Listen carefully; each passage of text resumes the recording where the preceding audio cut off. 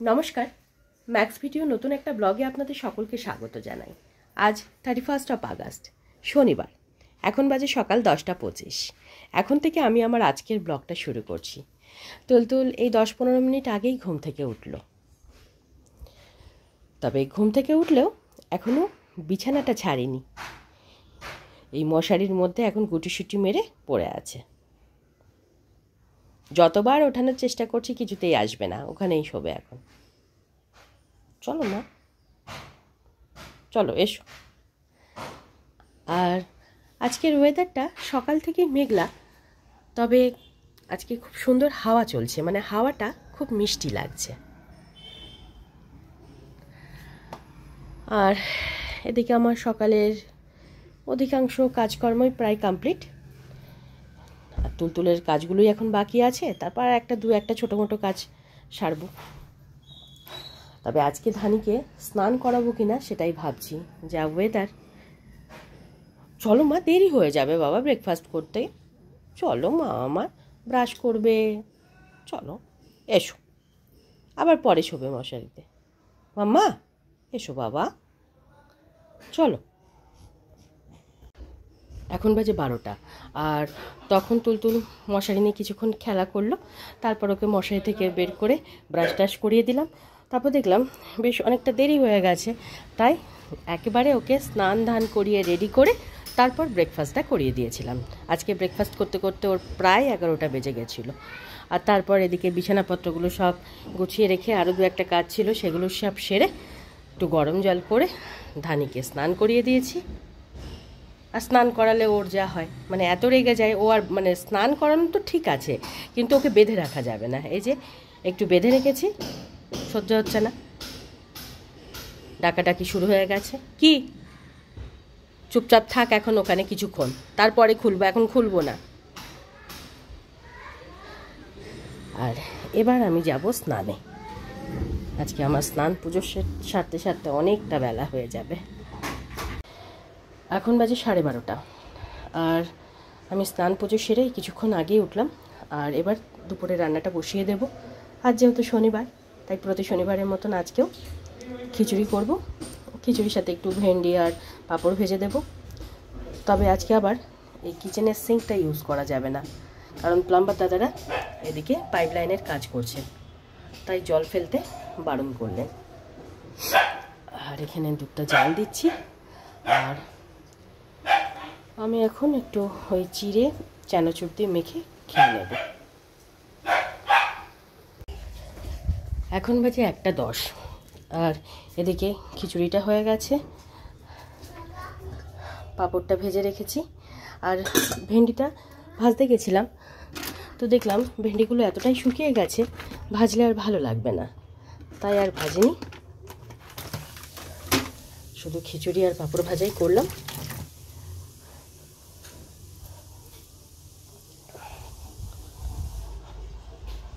আজকে তুলতুলের বাবা খাইয়ে দেবে। ধানের জন্য রুটি করে ধানিকে খেতে দিয়ে দিয়েছি। আর এখন আমি রেডি হয়ে একটু বেরোচ্ছি। অনেক কাজ নিয়েই বেরোচ্ছি, তবে কটা কাজ কমপ্লিট করতে পারবো জানি না।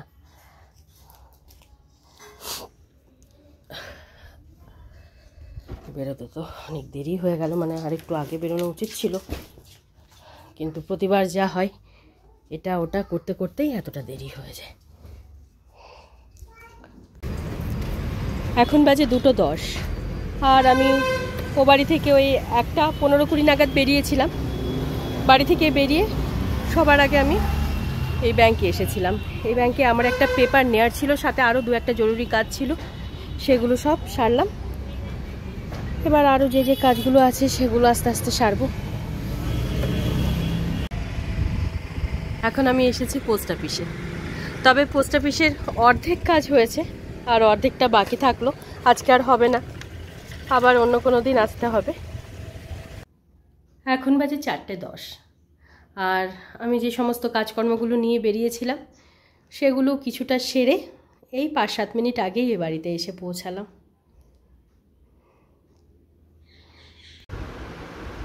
আজকে দুপুরে আমি ও বাড়ি থেকে 1:15-20 নাগাদ বেরিয়েছিলাম, আর ওই 12:30 পৌনে 1 নাগাদ চিড়ে ভাজা একটু চানাচুর দিয়ে খেয়েছিলাম। তো তখন পেটটা ভরাই ছিল। এ বাড়িতে আসার সাথে সাথে মা আবার 2টো পরোটা, আলু পটলের নিরামিষ তরকারি আর 1 বাটি পায়েস এনে দিল। এখন বসে বসে এটুকু খাই, তারপর এখানে 2-1টা কাজ আছে, সেগুলো সব সারবো, তারপর এখান থেকে বেরোবো। এখন বাজে 5টা 50, আর তখন আমি লাঞ্চ সেরে এখানে যে 2-1টা কাজের জন্য এসেছিলাম, সেই 2-1টা কাজগুলো সারলাম। মা আবার তুলতুলের জন্য 1 বাটি পায়েস দিয়ে দিল। এটা এখন ঠিকঠাক নিয়ে মা এটা ডিকিতে নিয়ে যাবো, ব্যাগে ভরো না, ডিকিতে নিয়ে যাব, নাহলে ব্যাগে যদি উল্টে যায় তখন মুশকিল হয়ে যাবে। হ্যাঁ, এবার আমি এ বাড়ি থেকে বেরোচ্ছি। এখানে আছে গার্ডার, ডিকিতে বসিয়ে নিলে আর কিছু হোক না, মানে এটা হবে না, উল্টাবে না।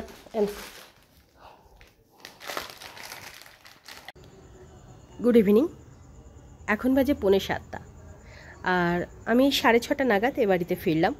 ফিরে হাত মুখটা ধুয়ে ড্রেসটা চেঞ্জ করে তুলতুলের জন্য দুধটা গরম করে ঠান্ডা করতে দিয়েছি।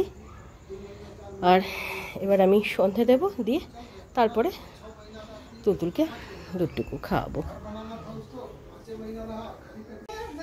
এখন বাজে 8:35, আর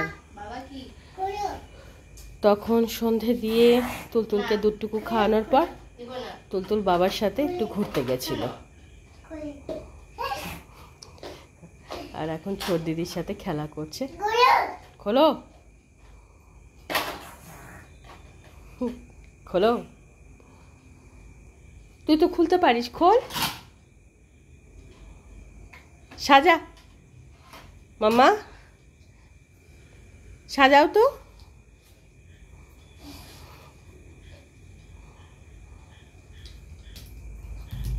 বাবা,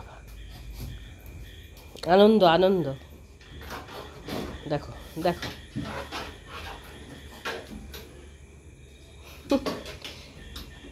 এক হাতে ওটা নিয়ে এক হাতে নামবে, দেখ। এই বাবা, কি করবে ভেবে পাচ্ছে না।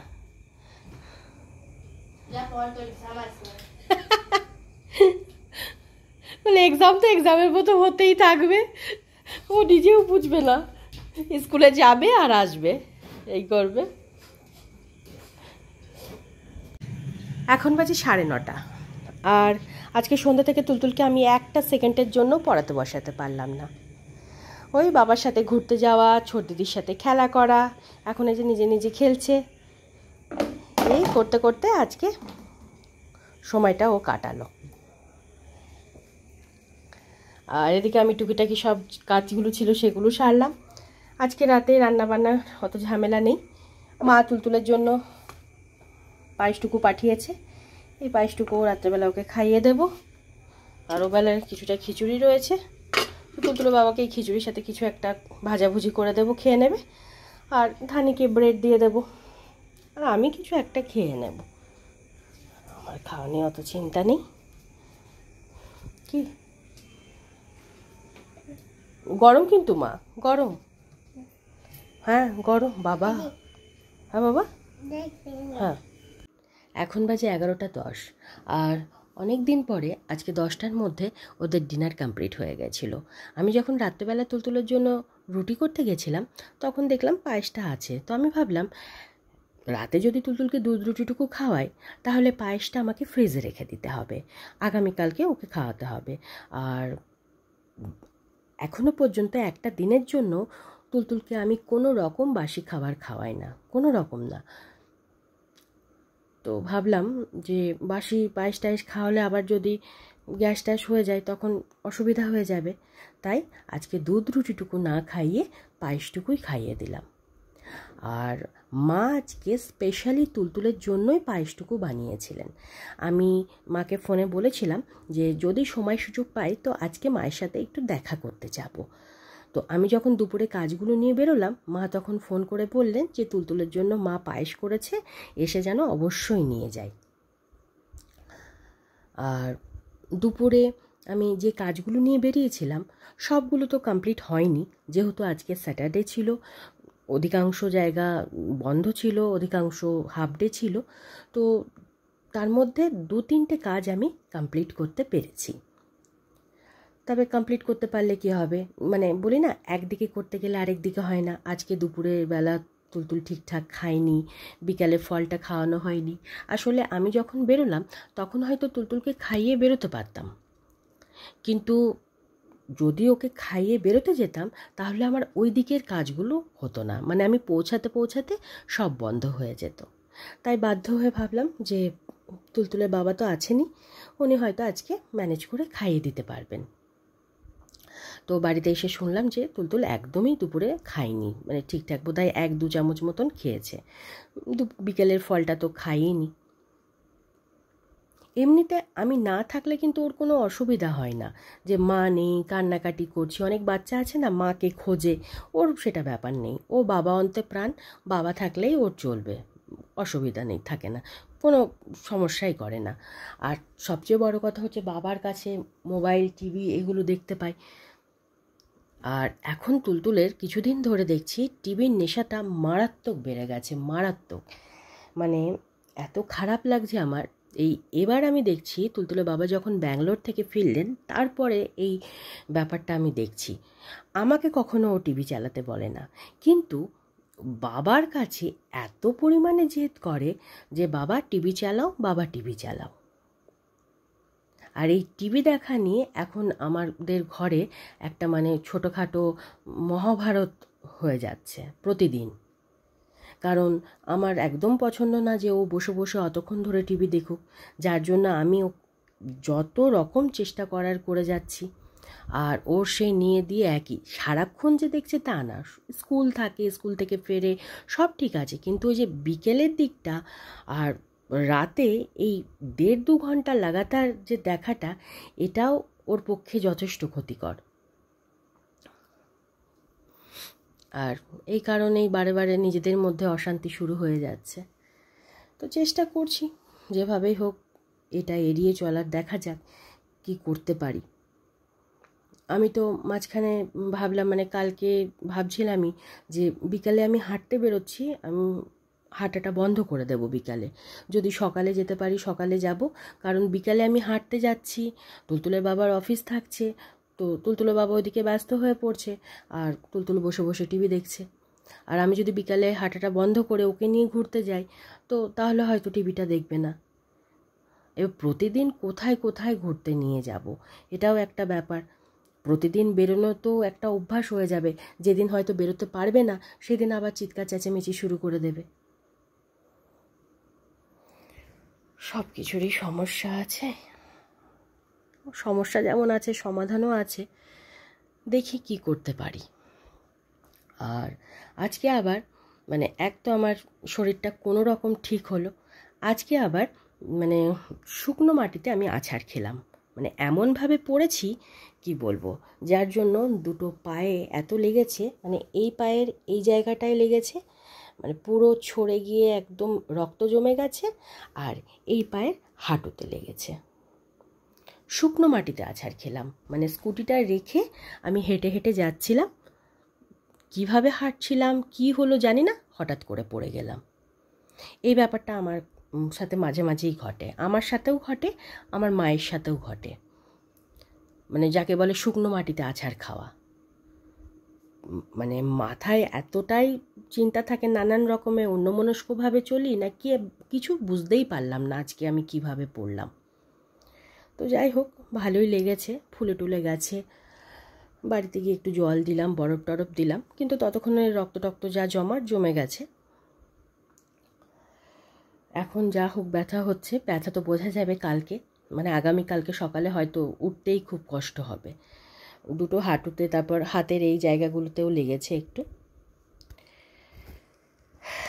যাই হোক, এবার মশারিটা টাঙিয়ে দিই, দিয়ে ওদিকে যে কাজগুলো আছে সেগুলো সব সারি। তাই আজকের ব্লগটা আমি এই পর্যন্তই রাখছি, আজকের ব্লগটা আমি এখানেই শেষ করছি। আমার এই ব্লগটা যদি ভালো লেগে থাকে তাহলে আমার এই চ্যানেলটাকে সাবস্ক্রাইব করে দেওয়ার জন্য বিশেষভাবে অনুরোধ রইল, সাথে লাইক আর শেয়ার করে দেওয়ার জন্য অনুরোধ রইল। সবাই ভালো থাকবেন, বাই অ্যান্ড গুড নাইট।